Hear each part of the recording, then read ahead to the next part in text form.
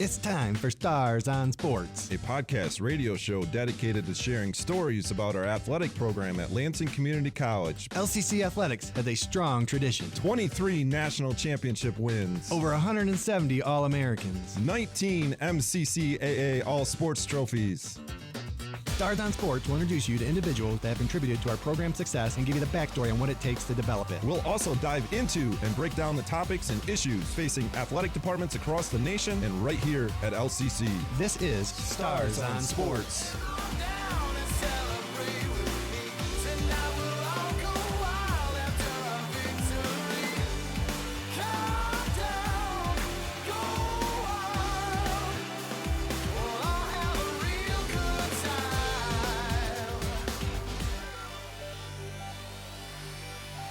Hello and welcome to another episode of Stars on Sports. I'm joined today by our Assistant Athletic Director, Stephen Cutter, and our producer, Daedalian Lowry. And gentlemen, as I head into this podcast each week, I've told you before, there's usually a theme that crosses my desk or I hear throughout the week that makes me want to bring it here and to discuss. And as we end the season or end our year, our academic year, our sports year, you know, we've talked a lot about defining success on this program, but looking back and seeing, like, did you get the most out of your team? And read a lot of articles lately on evaluating coaches and such and what to look for. And there's so many, like, generic topics, but one I saw break it down in like 3 questions, and which led me to our topic today of transferring the power of belief, which, again, we talked a lot about belief before, but we'll dive into it more. And even that fictional character, according to Daedalian and ChatGPT, Ted Lasso. But did the team improve? Did individuals improve? And was it a positive experience? And I thought, you know, those are 3 good questions we should ask each of our teams, each of our departments. So then it made me dive deeper into how. And so listening to a couple podcasts that I like to listen to, and then talking to someone that referenced the book, The Magic of Believing, which was written a long time ago, but one of the first books on how belief can change your mindset, how belief can lead to success. So we'll dive into that a little bit. But it really talked about leaders' job is to transfer the power of belief. So, you know, looking up something that talked about inspiring, but we both, all of us here, know what we think belief is and how important it is. And, you know, it just made me think about how leaders do that and how successful leaders do that. And we'll go through a couple examples, and maybe you have some examples of coaches in your past. But, you know, it's not just belief. You know, that's the individual's role on the team, but a coach's role is to get the team to believe in itself to be successful. So that was a lot. Don't know where this will go. It could be our shortest podcast ever, but I've over the last week 3 times this thing has hit me that I have started reading the book, The Magic of Believing. And again, we've talked about stacking wins and bricks and things here too, which lead to belief. And, you know, we'll dive into a little bit about belief first confidence, which I think we have hit in before. But what's your first take, gentlemen, on that? This is a tough one for me, just at the point of the year and everything else. That being said, I believe that the belief system, you know, you've done a great job of building it, whether it's with a team or just yourself. If it takes the difference between hoping is that you're hoping that you do well. If you have a high belief system, it's expecting, you expect to do well. And so if you can have a team or people that have high expectations, their belief systems are going to be really high. If you've got a lot of people that are just hoping to do well, that means their belief systems aren't necessarily as high. And I agree, because one of the things is those with the highest belief is important to success. When you look at teams that have been successful, they had the highest belief system. And the thing, just like, the neat thing about working in the world of sports is there's different ways to do things. Each coach has their own personality, their own leadership style, their own way, whether it's yelling or calmness or strategic or fun, but each one had, so there's a lot of different ways to instill belief, but it's not easy. I mean, no, I think talent without belief is the P word that we don't like to say a lot, but talent without belief is just potential. And that's we don't like that word because the frustrating thing to me is reaching one's potential. And if someone didn't, that's disappointing to me. And there could be a lot of variables in that. It could be their own work ethic. It could be not a good team combination. Thousands of variables. Yeah, yes. But that is one of the measuring back to success, and the power of belief is reaching that potential. But again, it goes back to the little thing, the process, building that belief system over time. And how do you do that? And I believe, we've talked about how important captains are on this podcast before, but in this case, from what I've researched and what I wanted to focus is on the coach's role in that. Because again, just looking back on a season and how do we get better? And one of the things from the book and learning to make belief stronger is reframing mistakes, reframing failures, and how do good coaches do that? And you can, is it too optimistic? Is it non-realistic enough? But I do believe the successful coaches find ways to change that failure or change that lack of success quickly and strategically, that it moves the team back in the right direction or it minimizes how much that failure impacts that team. But it starts with trust in a belief system. And in the end, and I wanted to save this to the end, but trust is a big part of building that belief system, that they got to buy into if the coach is dancing in front of them and trying to lighten things up, and they don't have that trust or buy-in, they're just going to think, what an idiot, But you can do crazy things and change different ways of getting things across by having that buy-in. One of the examples they talked about, who was, when researching this, was Phil Jackson was a name that came up regularly, a basketball coach at the NBA level with the Chicago Bulls, coach Michael Jordan, and was real successful. But he was a real calm person, didn't yell, but got that team to do things that you wouldn't think would be, because Michael Jordan is pretty intense and pretty competitive. But, he would have them journal, read books, run their offense with calm, and you think that work. And the example is he had some interesting personality down there that you thought would never read a book, but he got them to do it. And it became part of their identity and also led to a lot of success because some of the members on that team needed to be reeled in a little bit. It's important for the coach, it starts before the season even starts, of having that plan, having that vision of how they want to see it. Because another advice when looking for a coach, a podcast said that you want them to see more before anyone else. See something before it happens. And that is, part of the belief system, believing that it can happen. And I think the good coaches do that, is seeing more before. But it starts with preparation up front. So the belief is the result, and it's such an important result in success, but it's all the other things of daily and how you do it daily that helps build it and stack it. Belief without talent will still typically outwork and outperform others.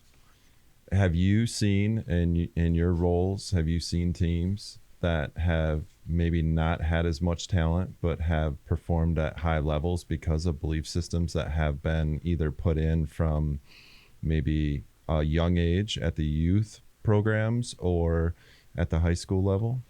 Yeah. When you go into every season, your goal is to win a championship. And how realistic is that? Only one team in that sport or class win the championship. And sometimes the best teams don't win the championship. And sometimes it's teams that just play the best at the end. But part of playing the best at the end is that belief in that you can do it. And I would argue some of the teams that have won state championships or national championships here at LCC or when I was at Mason were teams that just developed that belief system that this really can happen. I mean, because that's the other thing. Everyone wants to win a championship, but do they want to work towards it? Do they do the off-season stuff? Do they do that? But throughout the season, as you build momentum and build that belief system, that's what really you need to win a championship, because if you don't believe you can do it, then you're not going to. Whether you think you can or you can't, you're right.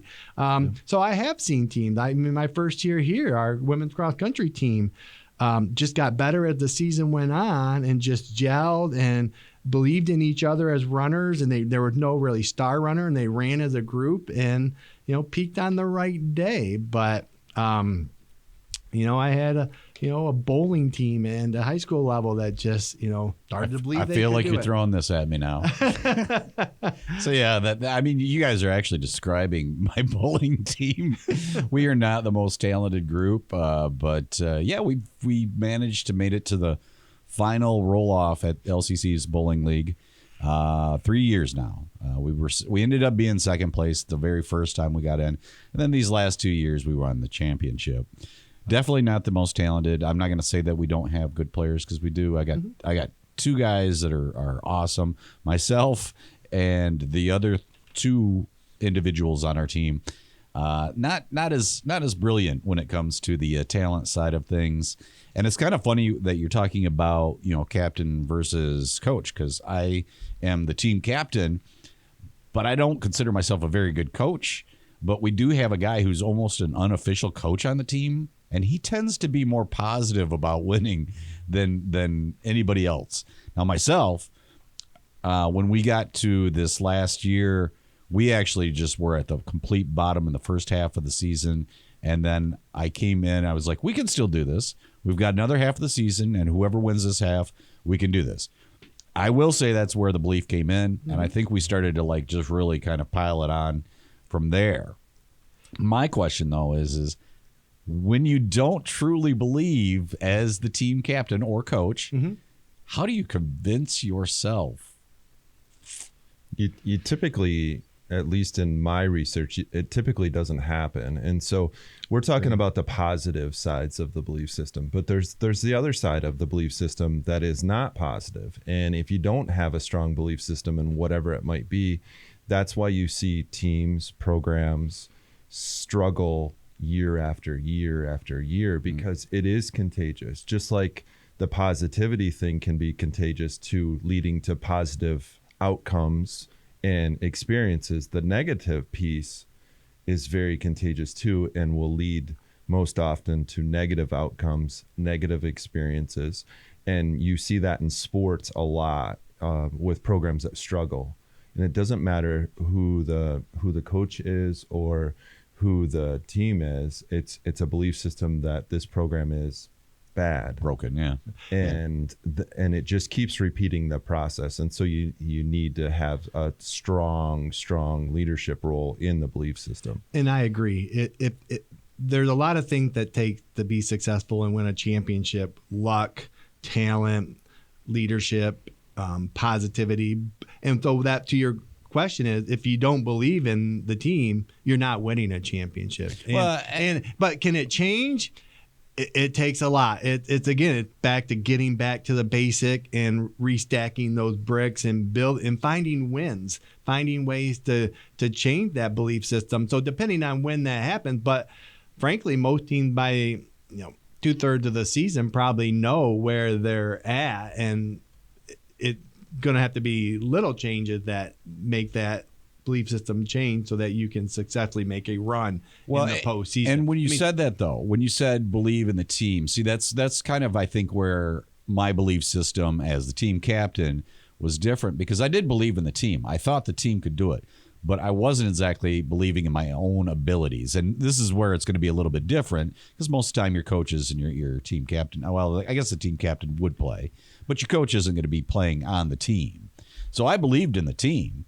It's just my own ability. But even in your case, you had prior success, which really helps the belief system. That is true. You had been there before, so it was pretty much the same team. So you knew it had the potential to get there. But to your point, though, you got to separate it, because another thing I like our coaches to do is work individually with kids, because as a group, you got to break down the individuals, and if your best player is having a slump or something, you got to help them figure it out. And not even your best player, any player, so that can maybe change. One person can spark a team to change to be successful. So, but the belief system in your bowling team had to change for you to turn that season around.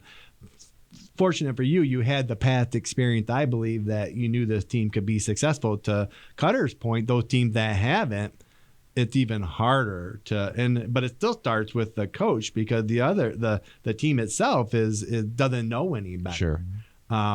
So unfortunately, sometimes it's a changing coach, but that, to my original premise here, in the world of teams that have coaches, it starts with them on helping to instill that belief system, continue to work on it and build it. And there's different ways to do that. And I know in Coach Cut's program, he does a lot of these things, but a couple of things that a coach can do to help change it is, first, they have to have faith in their ability. They brought this team together. They gotta, believe in them, have faith in their ability. Visualization, which I do know you use a lot of, can help them see what they need to do. It goes a long way nowadays, and getting even broken down even further. Focus. That's another word that when I listen to people talk about how to be successful, you got to be desperate and focus. If you don't have that desperation or hunger, it's going to be hard to be successful. Once you have that desperation, hunger, you got to focus on your goal, focus on what you need to do, and get rid of that external noise to be successful. And then what I mentioned earlier, another tactic is reframing lessons. Sometimes I have a plaque in my office. Sometimes you win, sometimes you learn instead of lose. Right. But again, there is a negative side of this that I like to focus with Ted Lasso on the positive side, Coach Cutter, but there is a negative side to this. And I think that the part back now to the book of The Magic of Believing, was one of the first books on what the power of belief can do. But he talks about talking to yourself. Tell yourself, your subconscious mind is what's going to help you believe that you can do something. And we've talked before about that, about talking to yourself. Don't listen to yourself, I think, is what we talked about. But your thoughts take shape. One of my favorite quotes, and I didn't look it up before I came here, but in every speech I gave at the high school level, it was your thoughts become your words become your habits, and your habits become what you do. Technical difficulties in the background. I wouldn't call it technical difficulties. We know what the problem is. We just can't fix it. So to the listeners, basically, we have two different screens, and they're just kind of mixed up right now. So I keep having to turn the chair around just to figure out. And we had a solution for this. Had a solution. All right. So what was the quote again? Your thoughts become your words. Your words become your actions. Your actions become your habits, and your habits kind of become who you are. And absolutely. If you're looking to your destiny. Yep. Which one? I think the top one there. Okay. So your thoughts become your words become your behavior becomes your habits become your values, and your values become your destiny. And it starts with your thoughts. Attributed to Mahatma Gandhi. Okay, Gandhi, yep. Yep.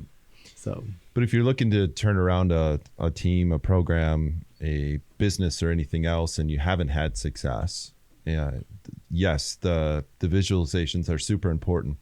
But one of the gold caveat is you have to immerse yourself into whatever it is that you're chasing and be able to kind of touch it and smell it. Mm-hmm. And that might mean you have to go to a program that is having success. But you have to be able to see what it looks like. You're not going to just be able to build this big mansion without understanding how to stack those bricks and understanding what the outcome is going to look like if you do stack those bricks. And so it's very important to be able to kind of see and touch and taste the things that you are trying to get to. And if that's a struggling team, then you have to look at what the strong teams look like. I think that's a great clarification, actually, because you're right. And we talked about you don't know what you don't know, mm-hmm. but usually when you hire a new coach, they have that goal. But I would encourage coaches to go see who won the championship mm-hmm. last year. What did they do? And I know you've done before, like researching 3 championships and seeing what stats they have and such. So great point of going out there and finding out who did it and learning from them and digging into how they did it. Now in sports, you think rivalries or, competitive, not anger, but anyway, just that. But I want to learn from the best, and I would encourage our coaches, and we want to be the best. So hopefully programs are coming to us. And I have learned, even though like you see in coaches compete on the field, that they do share information, especially if you run a similar offense or something. But if you don't have that experience, you gotta, and some, like teams go and visit, and like that, go to the national championship one year to watch it and see it and feel it to understand it. We've talked about experience before. So normally coaches think they know what it takes, but one of the best ways to learn is from those that have done it, because you can't just visualize something if you don't know what the reality is of being there. And I think the good coaches, they have the motivation to do that. They're always learning. That's their goal heading into the season. So I hope they've done that preparation and having a plan in place, and having a specific plan is important, because that's what builds, again, connections and trust and the focus to be better every day. Because the other neat thing that I learned about, or I knew about belief, but it reiterated with this, is it's contagious. Mm-hmm. And good or bad, back Both to your ways. point, we've always talked about one bad apple can ruin a barrel. And we know that in sports and teams, but it's also even back to one person getting hot, that celebration. We've talked about how contagious the high five is in sports, but so is one person's success, because again, the team, if they're connected and close and trust each other, that can help build that belief system to spark maybe a turnaround, that it could be one person. It's so contagious that in any sporting event, you can find moments that totally shift the flow and momentum of any event. It's extremely contagious, and you can't necessarily know when it's coming, but you can definitely see it. You can definitely feel it. And once it's there, you're like, either this is awesome or this is terrible. Yeah. Back to that, it could lead to a great team that has an unsuccessful season. And you asked me earlier if I've experienced teams that their belief system led to a championship. And I think all of us can look back through sports and find teams that have done that, underdogs that went on to win. There have been movies made about them. And it just, again, you just see it. And it's just fun to be a part of. It's fun to watch that belief system become one and just take them to a whole nother level. And you see positivity, you see joy, and you see success.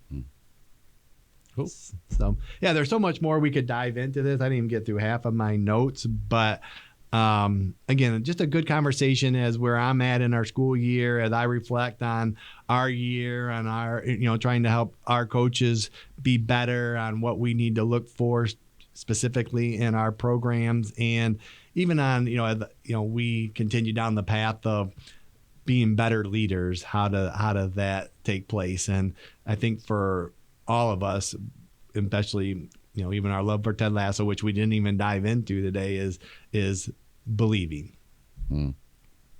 All right, so let's go to the food portion of this podcast. And Stars on food. I tried to look up different questions than food, but the food ones are fun for me. So, and we kind of might have dived into this because, again, in the end of our last podcast, we were talking about Penn Station fries and ranch dressing. Did you try them yet? I have not tried them Yeah, I yet. haven't been to Penn Station yet. I need to go. That's a great point. I have to admit that I actually the next day went to Penn Station Wow. because I was in the mood after that. Okay, I will have to go. So, but again, talking about fries and Penn Station, we might have talked about this, but what's your ultimate comfort food? The one you never give up no matter what. I think I don't know. I thought I knew yours, Cutter. I can go first if you want so you can think about it, which I normally do. Mine's ice cream. I mean, I'm a sugar-aholic, unfortunately. I've told you before that's probably not good for me, but I like candy. I like sugar. But ice cream's my one I would never. Our family just loves ice cream. I mean, I like potatoes. I mean, there's so many things I could go, but if I had to pick one, it'd be ice cream. Cutter or Daedalian, you got anything to throw out there? I think pretty consistent. I'm with, probably going to be right along with him. Just letting you know. It have to be pizza. Yeah, I'm on board with that. Really? Yeah. I mean, it's pizza. Couldn't even fathom the thought of not being able to have pizza. And the beauty is you can change it up so much and it's still so good. Yes. You too, Daedalian. Oh, yeah, pizza easily. I mean, it's the one food that I always enjoy. I mean, even when it's bad, it's good. Feels like a celebration when Mm-hmm. you're having pizza. Yeah. I like pizza too, and I eat pizza a lot. I mean, at least once or twice a week. I think it should be a family tradition. Like on Fridays, you have pizza after a long week, and there's many different directions you go. Like I'll call my wife. I'm picking pizza up on the way home. Which one you want? I'll tell you what. I'll give you the bonus thing, and if we're talking sugary stuff, Reese's peanut butter cups. Oh, Yeah, solid answer. That's it right there. No, you got to pound that one. I thought for you, Cutter, Doritos. I could go without them. Really? Yeah. Okay. I mean, they're great, Uh-huh. but I could go without them. Okay, I thought pizza or Doritos with you.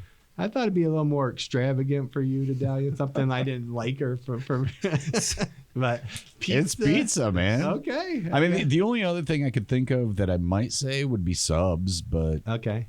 it's still pizza. He's the bowling champion. It's going to Yeah. be pizza. Okay. All right. Well, that's again all I have, and until next time, go.